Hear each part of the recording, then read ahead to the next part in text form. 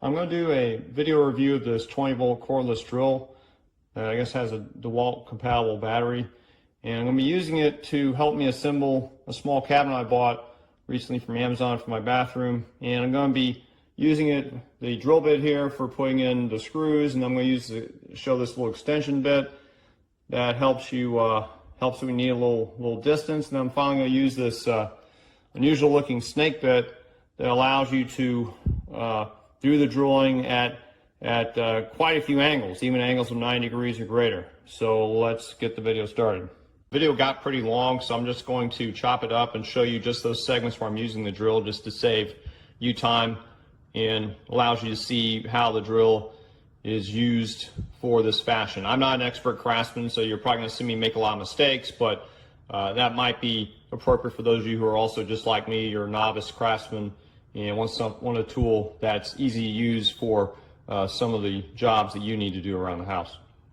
Okay, one issue I found with this drill already before starting to use it is with the bits for the screws. You see, these are the bits that came with it for various screws, and if you look at the Phillips heads, you notice that they're not milled very well. Look at that one right there. See how it's misshaped?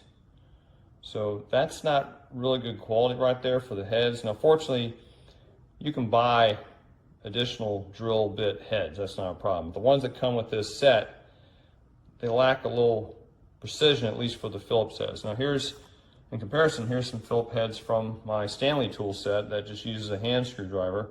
And the Phillips heads, they've been in use, but they're milled a little bit better. You see they have an angled top there. It's not completely cut flat, so that will provide better contact on the depression of the Phillips screws.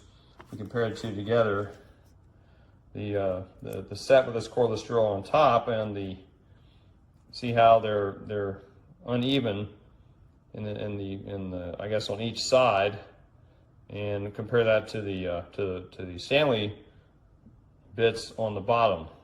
So you may need to purchase some additional bits if you want better precision with these drilling heads, or screw heads, I mean.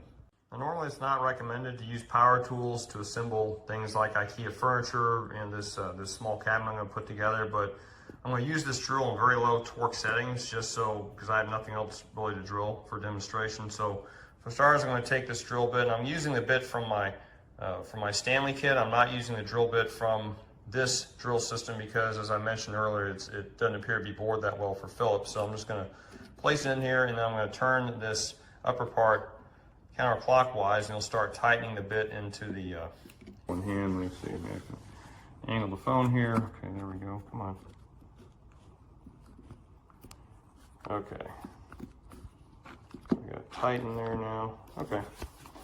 Another thing you want to do is set the torque of the drill. You see this large dial here on the outside? This is the torque setting. Now, the higher torque setting means that it's going to really put a lot of force when the screw reaches pressure at the point of where it's almost at the point of full insertion. So you don't really want high torque here. This is really high for trying to punch through really tough material. So I'm going to put this down and adjust the torque back to 1. So I'm going to go all the way to 1 on this drill. Sorry about the shaky cam. I'll show you. It's kind of tough. You can do it with one hand here. Okay, so now I've got it all the way down to 1, looks like. And just get it lined up. Let me put the battery into it. Okay, here, I've already got this battery fully charged. Just one hand here.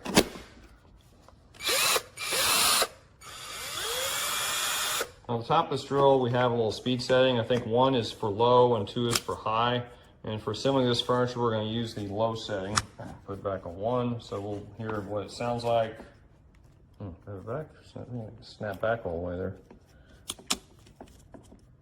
It's odd. Okay, that's 1. Let's put on 2 and see what it sounds like. Sounds about the same to me, but okay, it's snapped back better this way. Yeah, I can't really tell. Now let me check, let me make sure this is set for screwing in for clockwise. Right now it's, okay, it's moving clockwise, good. That's the, I guess this adjusts right here on the side. This adjusts if you're going clockwise or counterclockwise. So if I go this way, now see, now it's going counterclockwise. If I press it back the other way, now it's going clockwise. This is why I want for screwing in the initial screws for this, this assembly. To attach. So this is a tiny little screw. I guess this is a wood screw, I'm not sure. So we use the same, I guess the same, the same bit I had in here before will work. So got this ready to go. I'm just going to put it in here. I've got the same torque on one, and okay,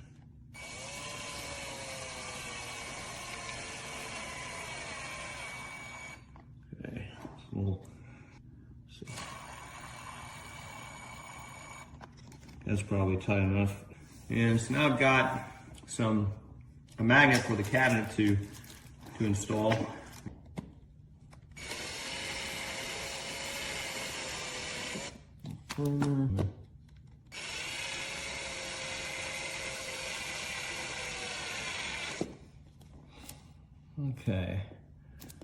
Okay, let me see. Doesn't really look straight to me. Okay, so I'm going to reverse this screw so I can, like the switch, so I can pull it up and switch this out a little bit. It looks like I don't have it lined up right. So let me get this out. So okay, now I just pulled out the screw a little bit so I can line up this magnet better. And I'm going to hold this in place, screw it in.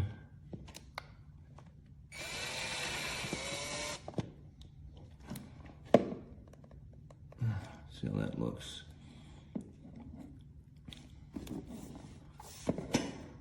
Okay, the alignment looks much better. Wait, there we go. Okay, this looks better. Let me tighten this one in too.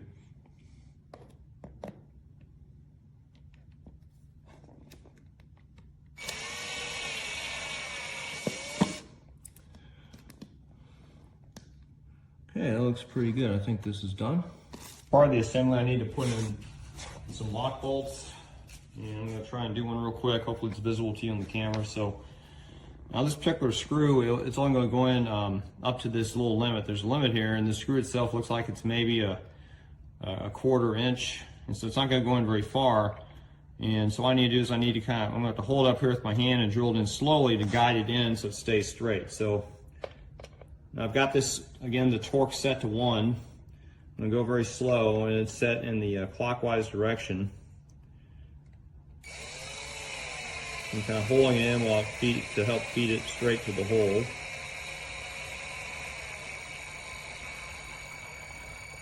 When it reaches the end, we should, you hear that? That's from the torque protection. Because we have this set to 1, it's reached enough pressure where it realizes it can't push down any forward, and so it starts making this thing click. And that's normal behavior if you set this to 1. If we'd set this to the maximum 25, it would have kept trying to drill straight in and would have damaged this paneling here.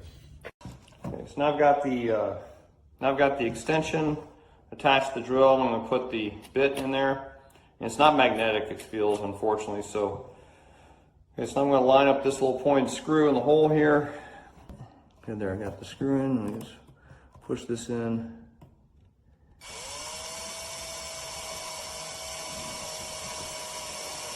My fingernail, the thumbnail to line up. Still on torque setting 1. Huh, it's not torquing, interesting. I guess that's as far as it goes. So,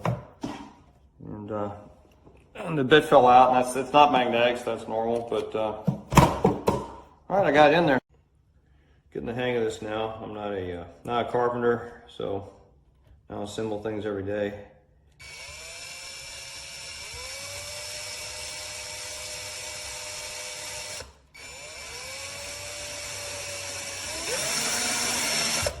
There we go. And that's all 12 of the bolts done fairly quickly, I guess. Let me switch the zoom here. Now I'm trying to install the hinges, and there's already pre-drilled holes in here. They're tiny little holes. I don't know if you can see them there. Okay, that's good enough. Okay. There's one more screw, and put that one in.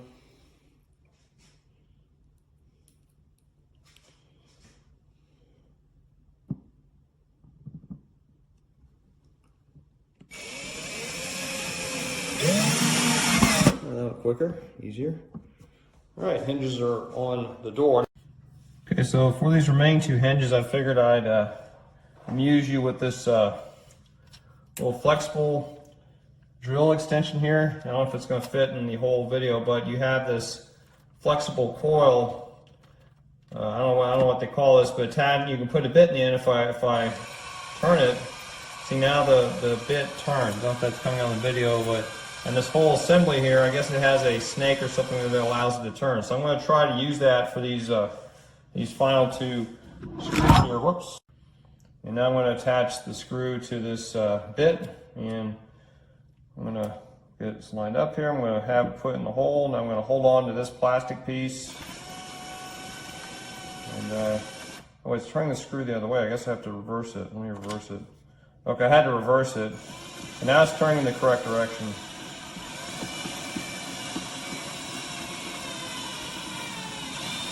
There it is. So that one's in there. Let me put the last screw in here.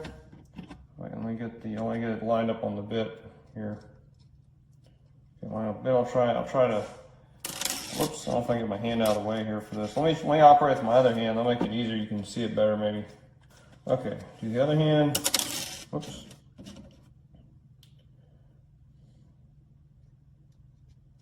Okay. It's in the bit. In here. Okay, and I'm going to hold it. Now screwing it in.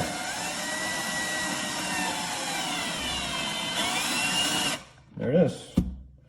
So that's a pretty cool feature you can see here. I don't know if you can buy these extensions separately, but it's nice that this drill has it because it came in handy for some of the situations here. The final piece I have to do here is get this handle tightened. So let me do that real quick. I'm going to do it right here.